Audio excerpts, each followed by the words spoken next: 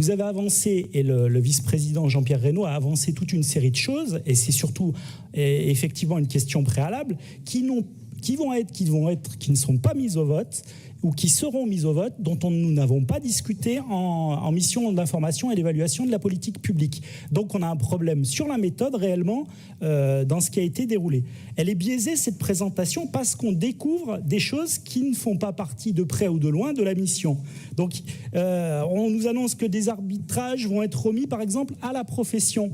Mais bon sang, moi j'ai cru que l'AMI, justement, c'était aussi à un moment donné les élus qui prenaient leurs responsabilités, qui étaient en capacité de donner un avis par rapport à un rapport. C'est bien ça, non? Il me semblait qu'on avait mis en œuvre. On a passé toute la matinée là-dessus. Mais non, parce qu'il n'y a pas vote. Alors que là, il va y avoir vote, monsieur le Président. Évidemment qu'il y a un vote sur les conséquences de la mission. Les préconisations présentées dans votre rapport partagé, et il est quand même incroyable d'entendre Gilles Boeuf, par exemple, faire un plaidoyer, juste d'ailleurs, et après entendre toute une liste de renoncements qui sont à venir sans concertation avec les conseillers régionaux. Vous exprimerez les... Donc, j'ai une question à vous poser.